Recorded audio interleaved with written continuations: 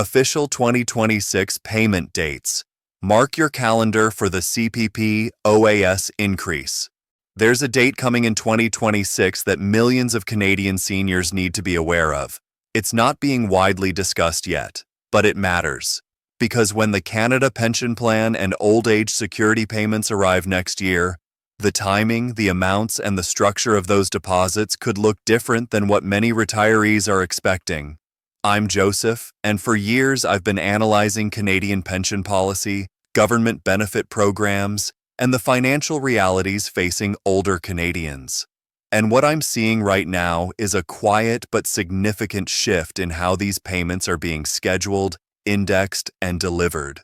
This isn't about panic, it's about preparation. Because if you're relying on CPP or OAS to cover your rent, your groceries, your medication, then you need to know exactly when that money is coming, how much it will be, and what changes are happening behind the scenes that could affect your retirement income in 2026 and beyond. So let's walk through this carefully. For most Canadian retirees, the Canada Pension Plan and Old Age Security aren't just government programs, they're lifelines. According to Statistics Canada, nearly 7 million Canadians currently receive CPP benefits. Another 6.8 million receive old age security. For many of these individuals, especially those without workplace pensions or significant personal savings, these monthly deposits represent the majority of their retirement income. And here's what's been happening quietly over the past 2 years. Inflation has remained elevated. The cost of living, particularly for essentials like housing, food, and energy, has increased faster than many seniors anticipated. At the same time, the federal government has been under enormous fiscal pressure. Deficits have widened, debt servicing costs have climbed, and there's growing concern among policy analysts about the long-term sustainability of Canada's social safety net as the population ages. In this environment, even small changes to how benefits are indexed, scheduled, or delivered can have major implications. Now, the government has confirmed that both CPP and OAS will see increases in 2026. That's the good news. These programs are indexed to inflation, which means they're designed to keep pace with rising costs. But the timing of those increases, the exact payment dates, and the methodology behind the indexing formula are all areas where retirees need clarity. And that clarity hasn't always been easy to find. Service Canada publishes payment schedules. The Canada Revenue Agency updates indexing factors. But for the average Canadian senior trying to plan their monthly budget, understand their tax obligations, or coordinate their income with other benefits like the Guaranteed Income Supplement, the system can feel opaque. So let's break it down. First, the payment schedule. Every year, Service Canada releases official payment dates for CPP and OAS. These dates matter because millions of Canadians structure their financial obligations, rent, utilities, credit card payments, around when these deposits hit their bank accounts. For 2026, the payment dates have now been confirmed. And there are a few things retirees need to understand. CPP and OAS are paid monthly, but the exact date depends on your birth date and when you applied for benefits. Most recipients receive their payments on the second to last business day of the month. However, for those who applied for benefits before a certain date in the 1990s, payments may arrive on the third to last business day. This sounds minor. But if you're living on a fixed income and your payment arrives 2 or 3 days later than you expected, that can create cash flow problems, late fees, overdraft charges, missed payments. In 2026, because of how weekends and statutory holidays fall, there will be months where the payment date shifts slightly. January, for example, could see payments arriving on January 29th instead of January 30th, depending on whether that final day is a business day. Similarly, in December 2026, payments could arrive earlier than usual to accommodate the holiday period. The key point here is this: don't assume your payment will arrive on the same calendar date every month. Check the official Service Canada schedule. Mark those dates. Plan accordingly. Now, the increase. Both CPP and OAS are indexed to the Consumer Price Index. That means they're adjusted each January to reflect changes in the cost of living from the previous year. For 2026, the indexing factor will be based on inflation data from 2025. As of the most recent reports, inflation in Canada has been hovering between 2% and 3%, depending on the month and the category of goods. If that trend continues, retirees can expect a CPP and OAS increase in the range of 2% to 2.5% in January 2026. Let's put that in real numbers. The maximum monthly CPP payment for someone who contributed the maximum amount throughout their working life is currently around $1,364. A 2.5% increase would bring that to approximately $1,398, an increase of about $34 per month, or just over $400 per year. For OAS, the current maximum monthly payment for those aged 65 to 74 is around $707. A 2.5% increase would raise that to roughly $724, an increase of about $17 per month or just over $200 per year. Now, if you're receiving both CPP and OAS at maximum levels, that's a combined increase of roughly $51 per month or about $612 per year. Is that enough to keep pace with the actual cost of living increases most seniors are experiencing? That's the critical question. And it's one that pension advocates and senior organizations have been raising with increasing urgency. Let's be clear about who this affects. If you're currently receiving CPP or OAS, these payment dates and indexing changes apply to you directly.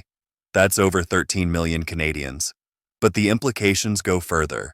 If you're a near retiree, someone within 5 years of claiming CPP or OAS, you need to understand how these programs are evolving.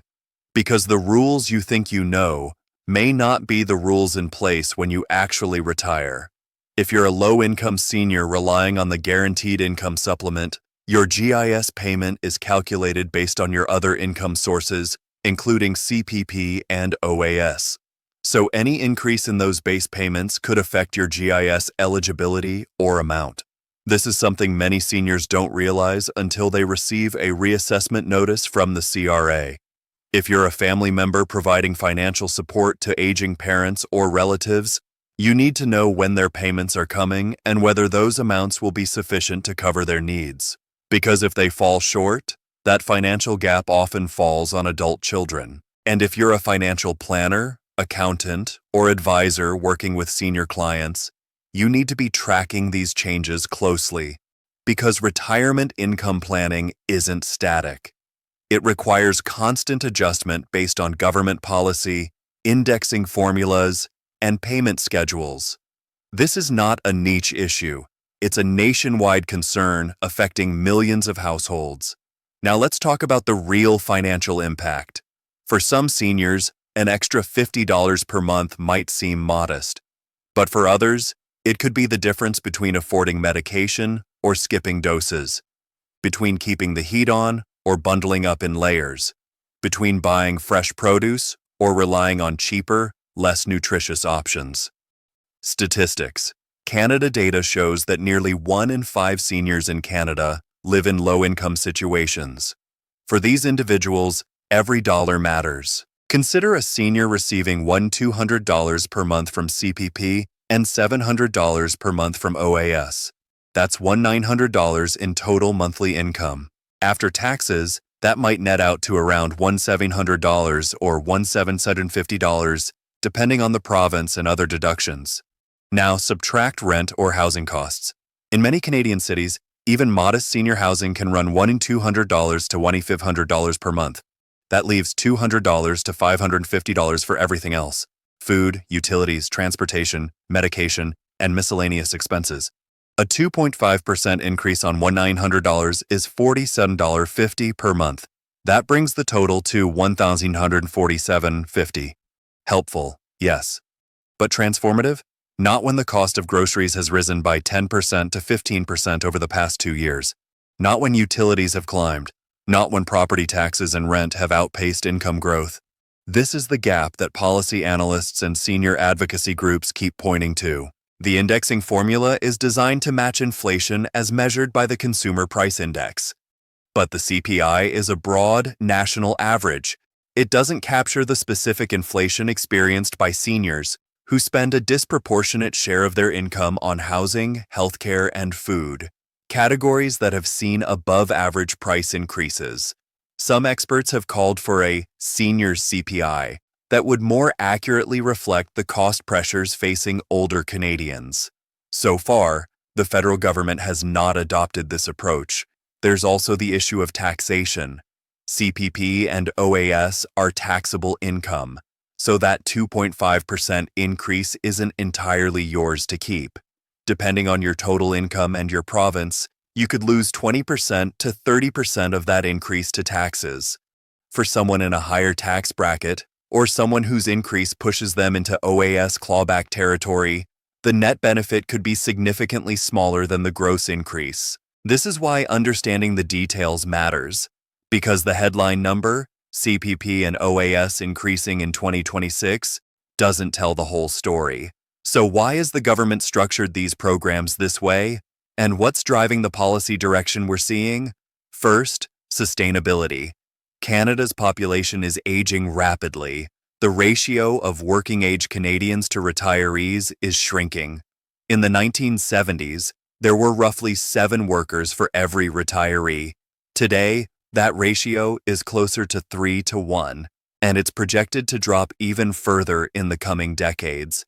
This puts enormous pressure on programs like CPP and OAS, which are funded through payroll taxes and general government revenues. The more retirees there are, and the longer they live, the more expensive these programs become. The CPP has been reformed in recent years to improve its long-term sustainability. Contribution rates have increased. The enhancement of CPP, which began rolling out in 2019, will eventually provide higher benefits, but it also requires higher contributions from workers and employers. OAS, on the other hand, is funded directly from general tax revenues. There's no dedicated fund. Every dollar paid out in OAS comes from the federal budget, and as the number of recipients grows, so does the fiscal burden. Finance Canada has acknowledged this challenge. Internal reports and Parliamentary Budget Office analyses have warned that without adjustments, the cost of OAS could become unsustainable within a generation. That doesn't mean benefits are going to be cut tomorrow, but it does mean the government is looking for ways to manage costs. That could include tightening eligibility, adjusting indexing formulas, or changing how benefits are calculated. There's also the political dimension. Seniors vote. They vote at higher rates than younger Canadians, and they're a significant and vocal constituency. Any government that proposes reducing or restructuring senior benefits faces serious political risk. So the approach has been incremental, small changes, technical adjustments, payment schedule modifications, indexing tweaks, things that might not make headlines but that, over time, can have meaningful financial effects. Policy experts and senior advocacy organizations have been watching these developments closely. The Canadian Association of Retired Persons, known as CARP, has repeatedly called for stronger indexing protections and more transparent communication from the federal government about benefit changes. Economists at institutions like the C.D. Howe Institute and the Fraser Institute have published analyses examining the long-term fiscal sustainability of CPP and OAS. While their conclusions differ, some advocating for higher taxes to maintain benefits, others suggesting reforms to slow cost growth. There's broad agreement that the status quo is not sustainable indefinitely. Provincial governments, too, have weighed in. Several provinces have expressed concern about the adequacy of federal benefits, particularly for low-income seniors. Some have introduced provincial supplements to top up OAS and GIS.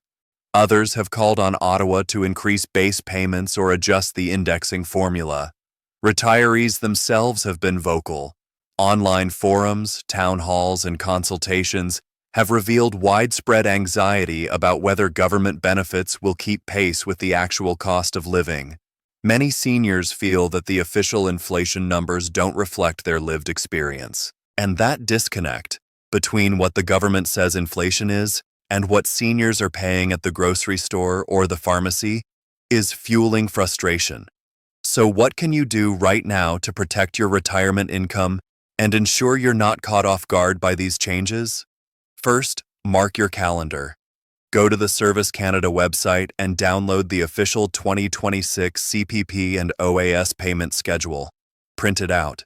Put it on your fridge. Enter the dates into your phone. Don't rely on memory or assumptions. Second, review your budget. If you're expecting a 2% to 2.5% increase in your CPP and OAS, calculate what that actually means in dollar terms for your specific situation. Then look at your expenses. Have they increased by more than that? If so, where can you adjust?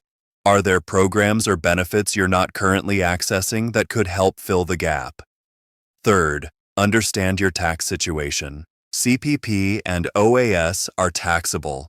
If your income is close to the OAS clawback threshold, currently around $86,000 per year, a CPP increase could push you over and trigger a reduction in your OAS payment. Talk to an accountant or use tax planning software to model different scenarios.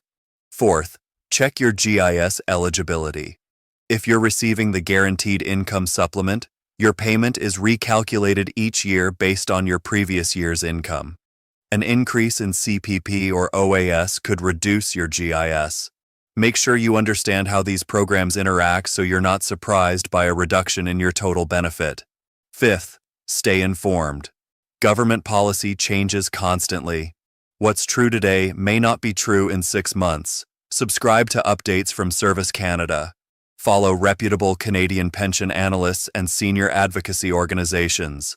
And don't rely solely on social media or unverified sources.